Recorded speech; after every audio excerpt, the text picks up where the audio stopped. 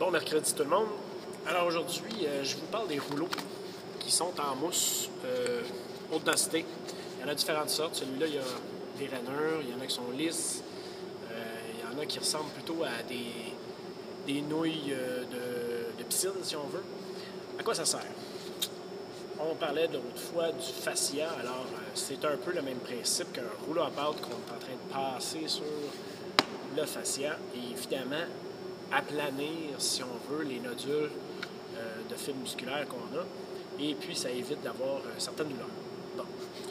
En plus, s'il y a des rainures dessus, ben ça va faire des pressions, un peu comme le massage, si on veut, des pressions qui vont être soit, mettons, de chaque côté de la colonne vertébrale ou bien plus précises sur des nœuds qu'on ressent à quelque part.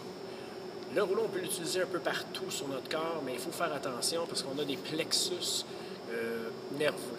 Si on prend, par exemple, ici, dans le coin de l'épaule, au niveau du pectoral, puis la clavicule, dans la jonction, ici, il y a un plexus nerveux, c'est super sensible. Si on reçoit un coup là, on peut se retrouver avec le bras tout engourdi. Alors, il faut effectivement ne pas avoir une pression bien précise, donc une balle, ce ne serait pas une bonne idée. Tandis qu'avec une grande surface comme ça, ben, c'est plus efficace. Alors, je vous montre ce qu'on peut faire avec ça, très simple. On le met au sol, puis on se couche sur le dos. Je vais juste ajuster un peu l'angle de caméra.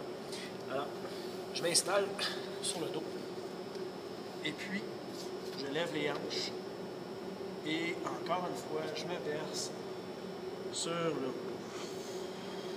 J'expire pour évidemment décompresser le diaphragme puis aussi avoir la moins de pression possible vers l'extérieur dans le cage thoracique. Je croise mes bras, je peux les croiser plus. Et je me roule, vertèbre par vertèbre. À un moment donné, on sent la tension relâche.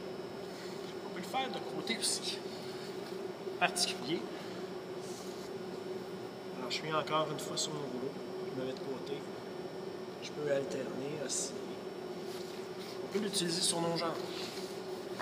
Dans ce cas-ci, je vais baisser la caméra. Alors, encore une fois, bon, nos mollets, je peux mettre une pression supplémentaire avec l'autre jambe en croisant. Je soulève mes pieds, mes fesses, et puis là, je peux rouler. Plus je mets de pression, évidemment, plus ça peut être douloureux. Fait qu'il faut faire attention avec ça. Et puis, on peut aller aussi jusqu'au niveau des cuisses. On peut le faire devant la cuisse. On peut le faire la fameuse bandelette. Ça, je vous le dis, c'est un mal de coureur. Alors, il y en a qui vont avoir des problèmes de bandelette. On peut rouler et osciller d'un côté à l'autre.